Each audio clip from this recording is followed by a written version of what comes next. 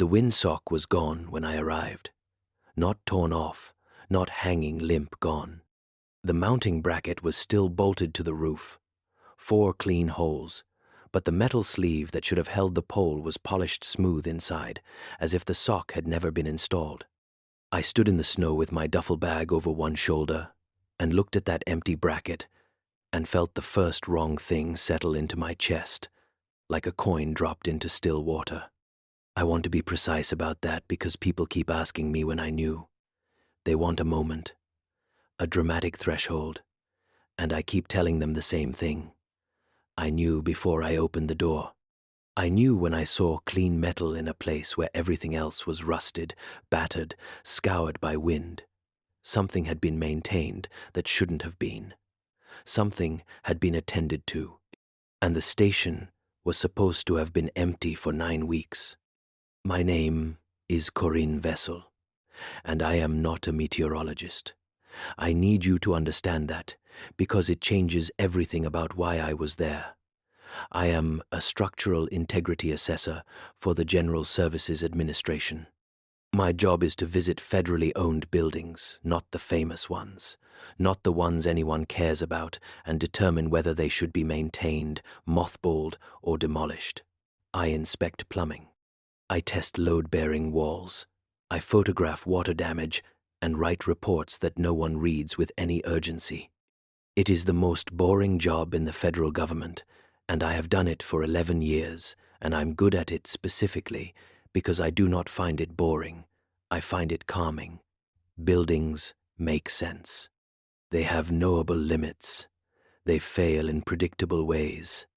The station was designated NOAA, Site 3171, Kiska, although the actual Kiska Island facility had been decommissioned in the early 90s.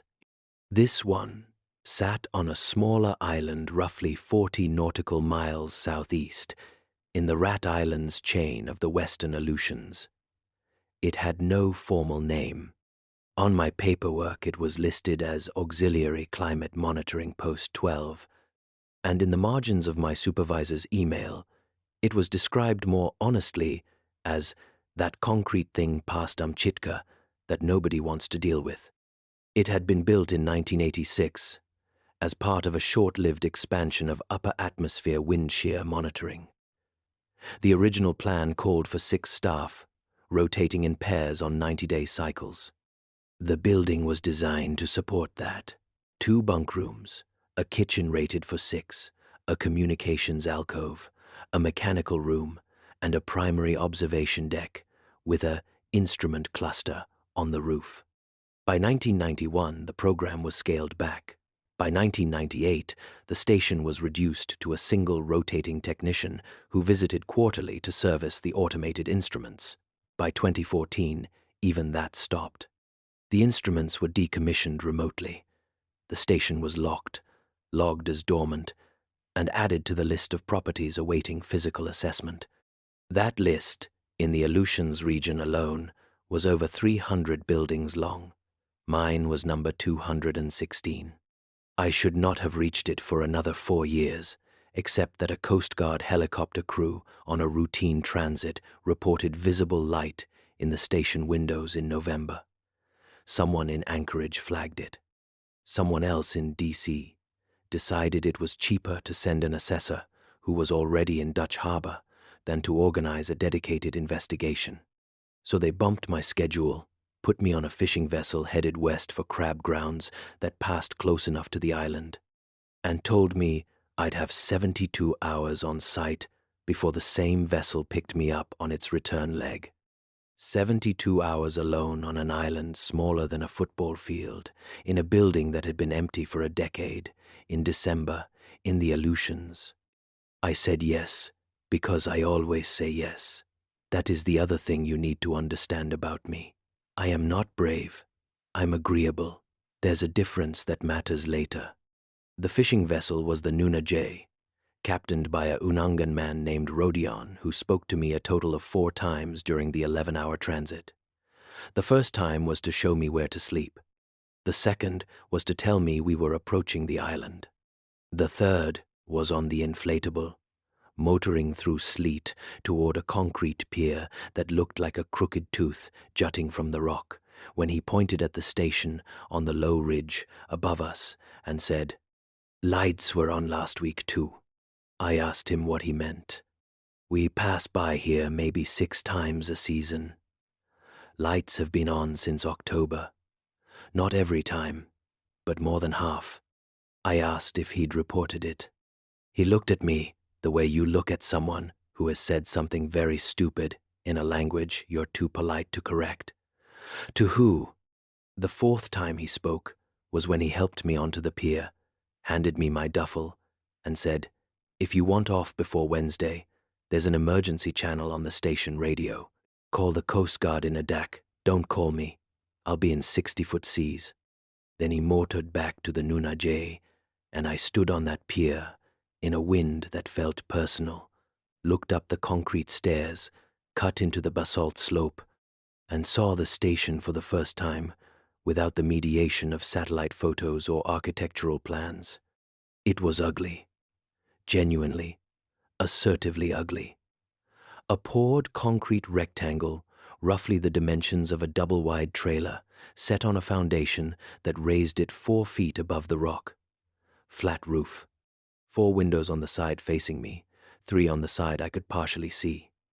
A steel door painted red that had faded to the color of old blood. Radio mast on the roof. The empty wind sock bracket. And beyond and above it, nothing but slate-colored sky moving fast enough to make you dizzy if you watched it. I climbed the stairs. 38 of them. The concrete was in better shape than I expected. Hairline cracks, some spalling, but no structural failure. I was already writing the report in my head. The foundation looked good. The walls showed no settling. The roof was... I stopped. I was 6 steps from the top, and I stopped because I could see the door clearly now, and the door was not fully closed. It was open perhaps 2 inches, not swinging in the wind, just resting in that position, as if someone had stepped inside and not quite pulled it shut behind them. I stood there for a long time. The wind was loud enough that I couldn't have heard anything from inside, even if there had been something to hear. The rational part of my mind, the part that has kept me employed and functional, assembled explanations rapidly. Wind pressure differential, a latch failure, thermal expansion in the frame. All plausible. All things I had seen in other buildings. I wrote them down in my notebook because writing calms me. And then I climbed the last 6 steps and pushed the door open with my palm. The smell was the second wrong thing. Not a bad smell. That's what made it wrong. An abandoned building in the Aleutians should smell like mold, salt, rust, and decay. This smelled like warm electronics. Like a room where a computer has been running. That dry, faintly metallic, faintly plastic scent of active circuitry. It was warm, too. Not heated room warm, but warmer than a concrete box on a frozen island should have been. Maybe 50 degrees, when it should have been 30. I stepped inside, and the door swung shut behind me, not dramatically, not fast. It swung the way doors swing when the pressure differential equalizes. I know this. I noted it. The interior was a single long corridor with rooms branching off it. The corridor ran the length of the building, maybe 60 feet, lit by emergency strip lighting along the baseboard that cast everything in a low amber glow. This lighting should not have been on. The station's power was a diesel generator housed in the mechanical room. The fuel supply had been logged as empty in 2014. Solar backup had never been installed. There was no plausible source for the electricity I was standing in. I checked the generator first, because that's what a reasonable person does. The mechanical room was the second door on the left. I opened it and found the generator exactly as described in the last maintenance log. A Caterpillar 3406 marine diesel, cold, with an empty fuel gauge and disconnected battery cables. Not running. Not capable of running. I put my hand on it, to be sure. Cold metal. I went back to the corridor and looked at the lights. They were the original fixtures. I could see the GSA inventory stickers on two of them, but the tubes inside were not fluorescent. They were something else. They looked almost organic, not in a dramatic, horror movie way, but in the way that certain deep-sea creatures produce light. There was a density to the color, a saturation that fluorescent tubes don't produce. And when I leaned close to one, I heard it. Not a hum. A hum would have been electrical, and I would have accepted it. This was more like a vibration that was just barely choosing to be audible, as if the sound was optional and had been turned on as a courtesy. I photographed everything. I want you to know that. Every photograph I am going to describe, I actually took. They exist on a GSA server in Anchorage. You can file a FOIA request. The ones that are missing, I'll get to. I worked my way down the corridor methodically. Left side first. Mechanical room, which I'd already checked. Then a storage closet, empty. Shelves still bolted to the walls. Then bunkroom A, which contained two metal frame beds, stripped mattresses, and a smell I hadn't noticed in the corridor, something like pine, or, more accurately, like the memory of pine, the way a scent lingers in wood years after the tree was cut.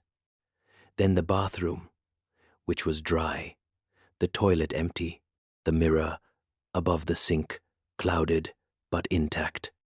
I looked at myself in it and saw nothing unusual, but I noticed that the cloudiness seemed to shift when I moved, as though it was tracking me rather than simply being a degraded, reflective surface. I told myself I was projecting. Right side of the corridor. A second storage closet, this one containing something. A stack of NOAA logbooks, the standard issue blue-covered composition books used for daily weather observations. There were 19 of them, spanning from 1986 to 2003. The last one should have been from 2014, when the station was last visited. It wasn't there. But 19 books covering 17 years of intermittent staffing seemed like a lot, and I took the top one and flipped it open and stopped again. The entries were normal. Date, time, temperature, barometric pressure, wind speed and direction, precipitation, cloud cover, standard observations in standard format. But the handwriting changed every few lines. Not the way handwriting changes between different people over months, the way it changes between different people on the same page, in the same hour. The entry for the 14th of March, 1987, 0600 hours, was in a cramped, left-leaning script. The entry for 0900 the same day was in a loose, round hand with open vowels.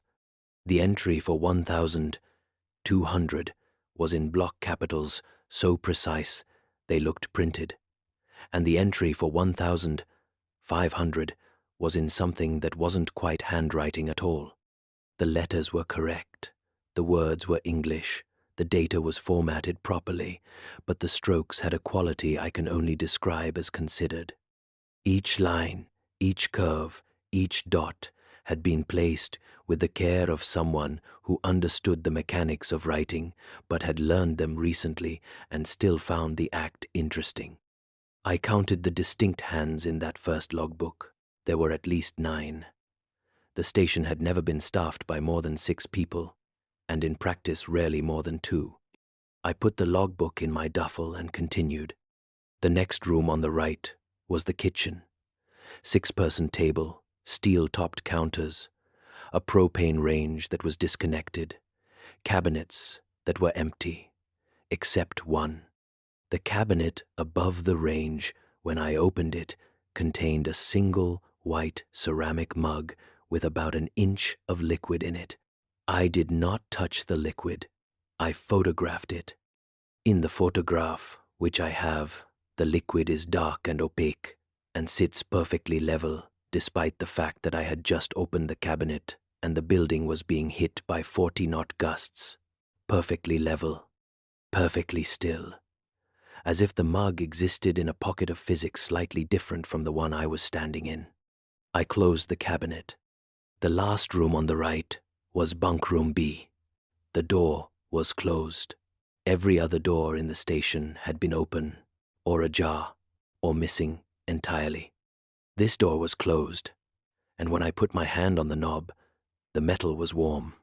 Not hot, not alarming, just warm, the way a doorknob gets when the room behind it is occupied and heated, when someone is living and breathing and generating warmth on the other side.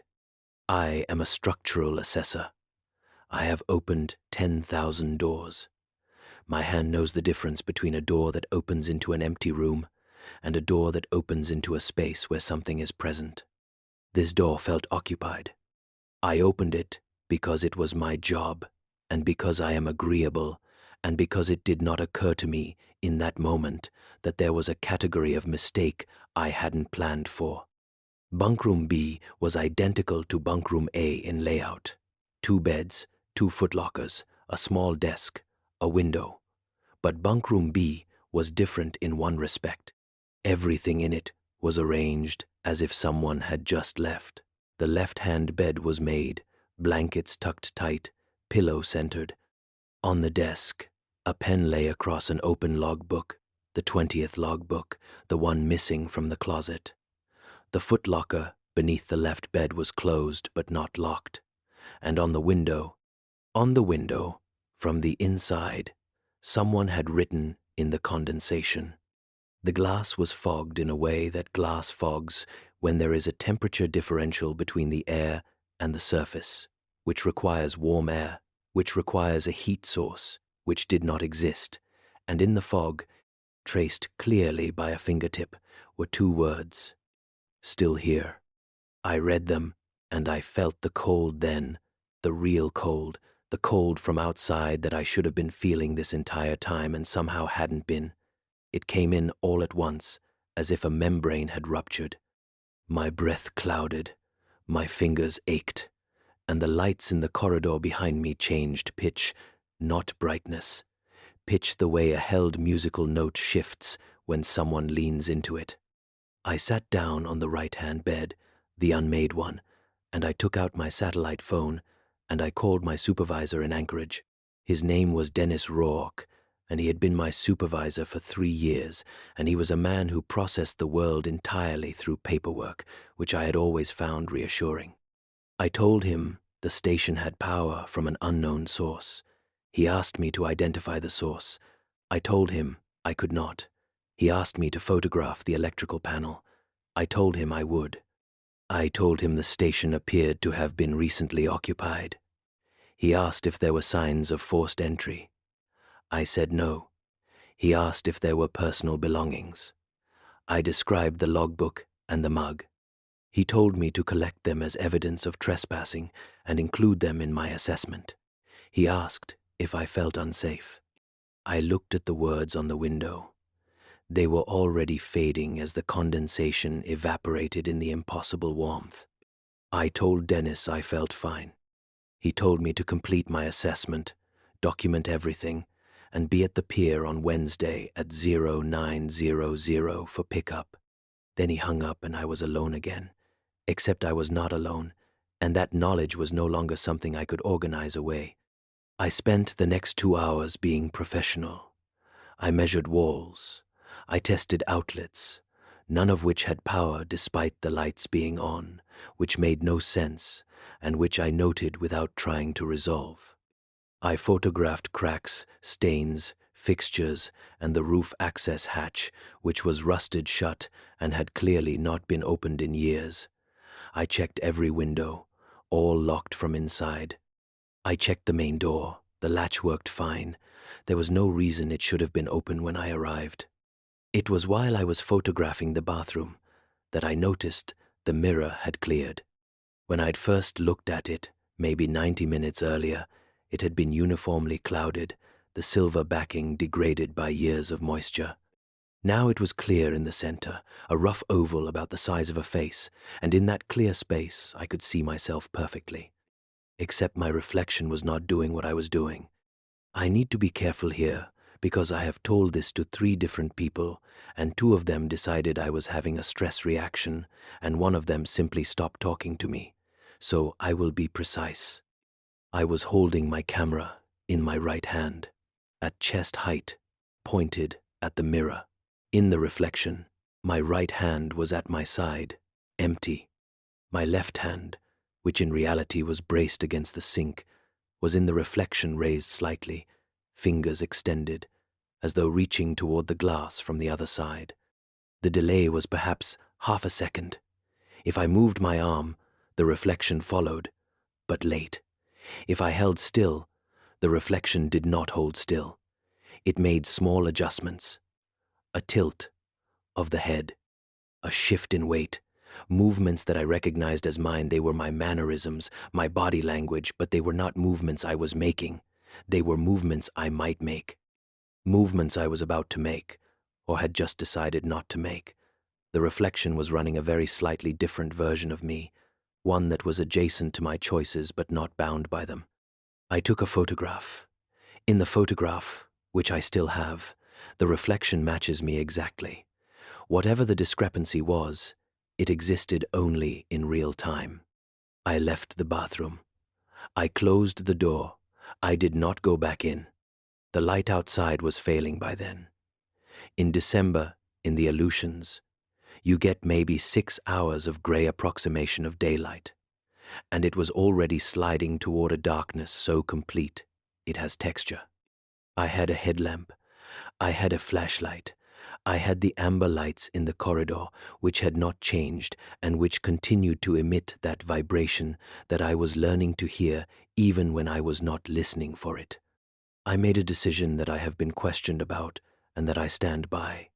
I decided to stay the night in the station rather than set up my tent outside in weather that would likely kill me. I chose bunk room A, the one that did not feel occupied. I laid my sleeping bag on the right-hand bed. I ate a cold meal from my supplies. I charged my satellite phone from a battery pack. I tried to read the 20th logbook, the one from bunkroom B's desk, and here is where the story turns in a direction I was not prepared for. The logbook was not a weather log. It was a journal. The handwriting was consistent throughout a single person, writing in a clear, small, steady hand that I would describe as female, though I know that's not a reliable determination. The dates began in September 2014, which was the last official visit to the station, and ended in March 2015, which was 6 months after the station was supposedly locked and abandoned. The author identified herself in the 3rd entry. Her name was Olenka Pavlich. She was a NOAA climate technician based out of Anchorage. She had been assigned to conduct the final decommissioning visit to the station, the same kind of task I was now performing from a different agency for different reasons. She was supposed to have been on the island for 48 hours. Her vessel was a NOAA research ship that was scheduled to collect her on the return leg of a Bering Sea transit. The ship came back. She was not at the pier. The ship logged a no-show, reported it to Anchorage, and left. A search was initiated 2 weeks later. The Coast Guard found the station locked, dark, and empty. No sign of Pavlich. No personal effects. Her disappearance was classified as a probable accident, a fall from the cliffs, swept out to sea. Her file was closed in 2016. I know this because I looked it up afterward. I have the case number. But Olenka Pavlich did not fall off a cliff. Olenka Pavlich spent 6 months in this station writing in this logbook, and what she wrote is the reason I am telling you any of this. The first week of entries were normal. Decommissioning logs, equipment inventories, a complaint about the cold. Then, on the 8th day, this. Something is running the lights. I disconnected the generator on day 2. Lights are still on. I cannot find the source. I have decided to use them until I identify it. Day 12. I am hearing the hum now constantly. It is not mechanical. It responds to my presence. When I enter a room, It shifts. When I leave, it returns to baseline. It is aware of where I am in the building. Day 15. The mirror in the bathroom is wrong. I have covered it with a towel. Day 19. The ship did not come. I called Anchorage on the emergency channel. No response. I will try again tomorrow. Day 22. No response. I am rationing food. Day 26. I have removed the towel from the mirror. What I saw was not my reflection. It was me, but it was yesterday's me. I was wearing the clothes I wore yesterday, standing in the position I stood in yesterday when I first looked. It is running behind. Day 30. It is no longer running behind. It is running ahead. I put the logbook down, and I looked at the closed door of bunkroom A, and I listened to the building. The hum was there. It had always been there, since the moment I entered. But now I heard it the way Pavlich had described it. Responsive. When I shifted on the bed, the pitch shifted. When I held my breath, the hum held. When I exhaled, it resumed. I was not imagining this. It was empirically, testably reactive to my body. I picked up the logbook again. Day 35. I need to describe this carefully. I woke at 0300 to use the bathroom. When I opened my door, the corridor was different. The lights were the same, but the corridor was longer. Not by much, maybe 10 feet. The bathroom door was where it should have been, but the distance to reach it was wrong. I counted my steps going and counted them coming back. Going. 14. Coming back. 11. The building is not the same shape in both directions. Day 40. I have started measuring the rooms. They are changing. Not dramatically.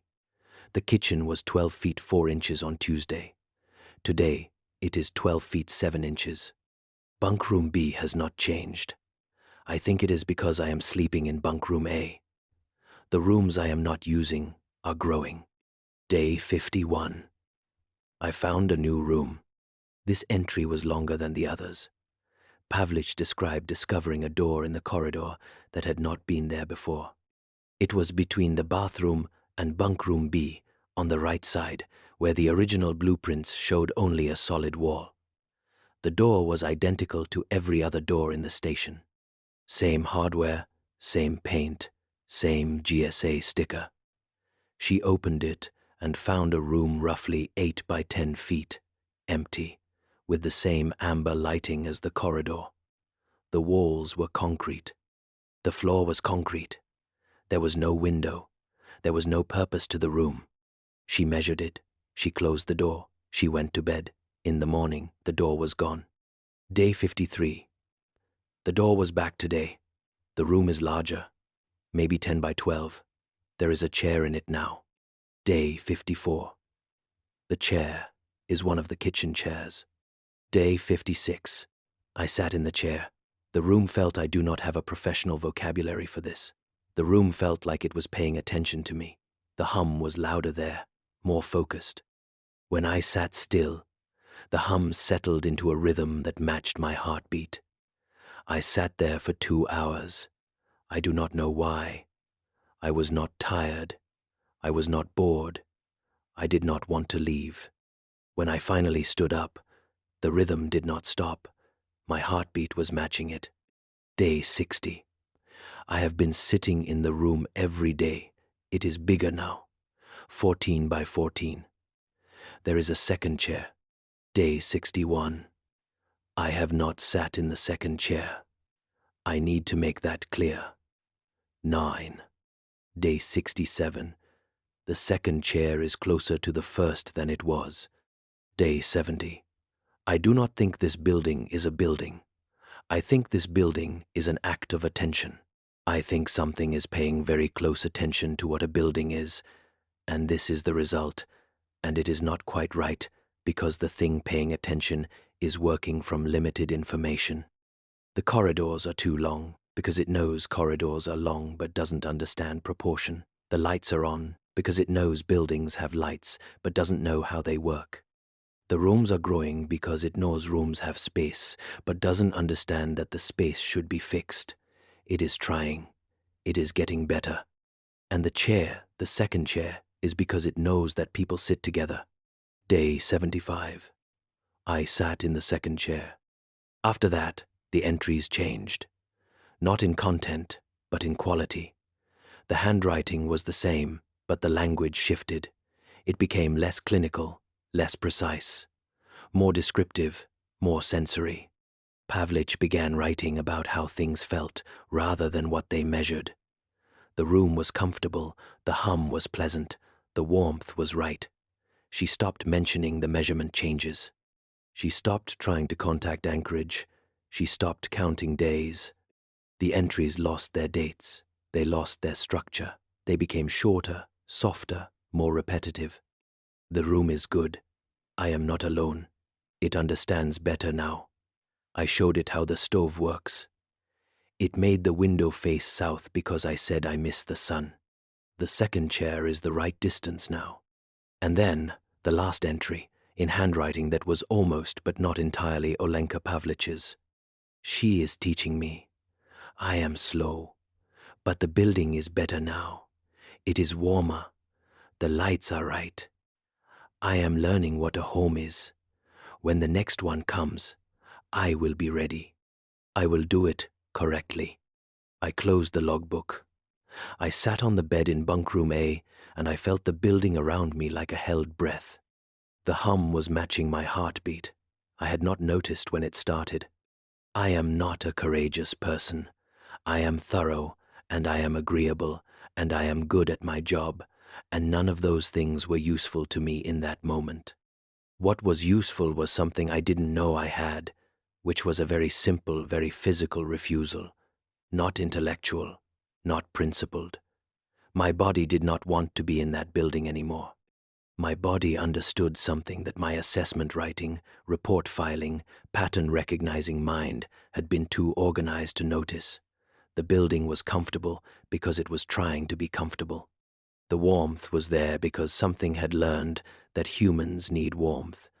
The lights were on because something had learned that humans need light. And the hum that matched my heartbeat, that responded to my breath, that shifted when I moved was there because something had learned that humans need presence. And it had learned all of this from Olenka Pavlich, who had been dead or gone or absorbed for 9 years, and whose journal ended not with a scream or a plea, but with something that had learned to write in almost her handwriting, describing the experience of learning what a home is. I packed my duffel in the dark. I did not use my headlamp because I did not want to see the corridor. I opened the door of bunkroom A and I walked. The corridor was longer than it should have been. I counted my steps. I had measured the corridor that afternoon at 58 feet, which at my stride length was roughly 28 steps from bunkroom A's door to the main entrance. I counted to 28 and I was not at the door. I counted to 35 and I was not at the door.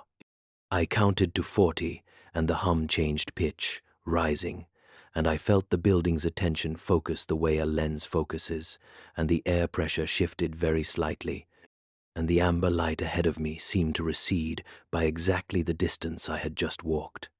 The building did not want me to leave. I stopped walking. I stood in the corridor with my hand on the wall, and I felt the concrete under my palm, and it was warm. Not warm like heated concrete, warm like skin. There was a pulse in it, slow, deep. Nothing I could measure with instruments, but everything I could feel with a hand that had touched 10,000 walls and knew the difference between a building and something alive. I took my hand off the wall, and I said, out loud, I need to leave. The hum dropped. The air pressure equalized. The corridor ahead of me shortened. I saw it happen. Watched the far wall with the red door slide toward me like a camera adjusting focal length, and the door was there, exactly 28 steps away. It let me go. I opened the door, and the wind hit me with a force that felt like the real world reasserting itself, like waking from anesthesia, like surfacing from deep water. The cold was so sharp, it was informative. I walked down the 38 steps to the pier, and I sat on the concrete with my duffel and my sleeping bag, and I stayed there, in the wind and the dark and the sleet, for 13 hours, until the Nunajay appeared on the horizon at dawn. Rodion brought the inflatable in, and saw me on the pier, blue-lipped, hypothermic, sitting in a puddle of sleet, and said nothing. He helped me into the boat. He gave me a blanket and a thermos of coffee that I could barely hold. We were halfway to the Nunajay when he looked back at the island and said, "Lights are off." I looked. The station was dark, every window black. No amber glow, no hum audible over the engine. It looked like what it was supposed to look like, an abandoned concrete box on a frozen rock, dead and empty. "They come on when someone's there," Rodion said. "They go off when they leave." I asked him how long he'd known. "My father fished these waters, his father too. That building wasn't always there." I told him the building was built in 1986. I had the construction records. Rodion shook his head, not arguing, just dismissing my information as irrelevant. "The concrete, yes, but the thing that lives there is older than the concrete. The concrete is just what it's wearing now." He didn't say anything else about it, and I didn't ask, because I was shaking too hard to speak, and because I understood, with the bone-level certainty that hypothermia strips you down to, that he was right. The building was a shell, a costume. Something had been on that island before Noah, before the Navy, before anyone, and it had watched human beings come and go for long enough to start learning what they needed, and it had gotten the building the way a student gets a foreign language, imperfectly at first, then with increasing fluency, then with the confidence to improvise. And Olenka Pavlich had been its tutor, and now it was ready for its next student. And I had been that student for almost 20 hours, and in that time it had already learned my heartbeat. I filed my assessment in Dutch Harbor 3 days later. I wrote that the station was structurally sound, which was true in the sense that the concrete and rebar were intact, and that I recommended it be maintained in dormant status pending further review. I could not write what I actually found because there is no form for it. There is no checkbox for "the building is alive." There is no field in the GSA database, for the station's previous occupant was consumed and used as a template. I wrote a clean, professional, boring report, and I submitted it, and I went home to Juneau. 3 weeks later, I received an email from Dennis Roark. Routine. He wanted to confirm that I'd removed all personal effects from the station as part of my assessment. I told him I'd taken one logbook, but that the station had been otherwise clear of personal items. He replied, "What logbook?" "I checked my duffel. I checked my luggage. I checked my apartment, my car, my office. The logbook was gone, not lost, gone. The way the windsock bracket was clean. The way the fuel gauge read empty. The way the mirror cleared in a perfect oval. Something had been removed so thoroughly that the space it had occupied was smooth. I have no evidence. That is the thing I cannot get past. My photographs show an empty building. The logbook is gone." Rodion, when I called him, confirmed everything he'd told me, but said he would not put it in writing. The NOAA file on Olenka Pavlich is closed and lists her as a probable drowning. My assessment report describes a concrete box that should be left alone. And that is what will happen. It will be left alone. It will sit on that island with its lights off, in the dark, in the cold, and it will wait because it is patient. Because it has been patient for longer than the concrete. Because it learned from Olenka that patience is what humans respond to, that warmth and light and the sound of a heartbeat are the things that make a person stay, and it will keep the lights off until the next person comes, and then it will turn them on, and the corridor will be the right length, and the air will be warm, And somewhere in the building there will be a room with 2 chairs, and the second chair will be exactly the right distance away. I think about the hum. I think about it every day. Not with fear, exactly. That's what scares me. I think about it the way you think about a place you left too soon. A conversation you didn't finish.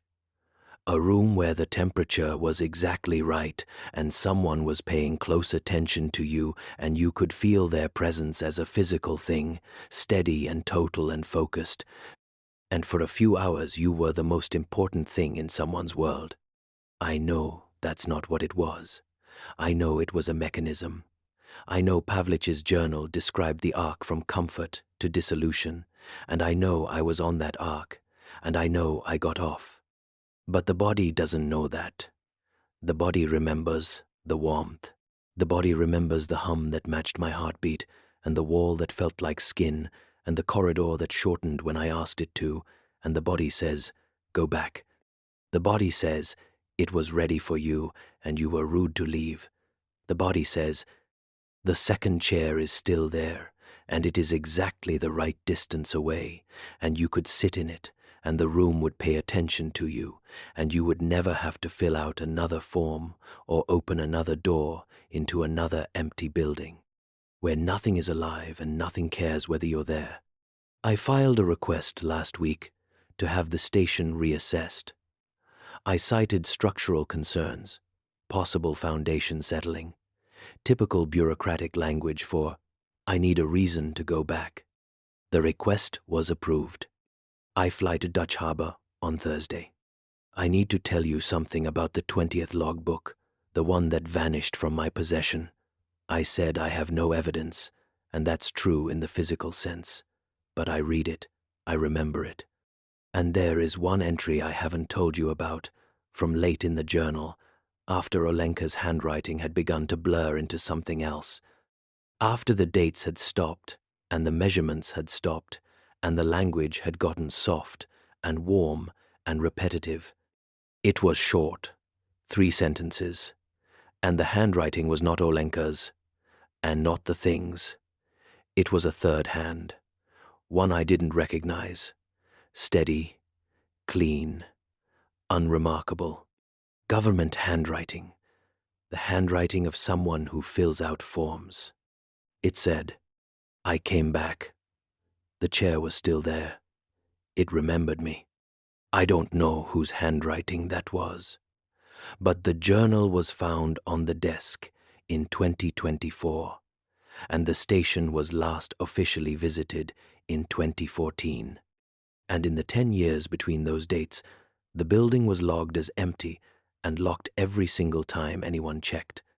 Someone went back, someone whose visit was never recorded, never reported, never known. Someone who sat in that chair and felt the hum lock onto their heartbeat and chose to stay. Or someone who is going to. The flight to Dutch Harbor is in 4 days. I have packed my duffel. I have my camera. I have my assessment forms.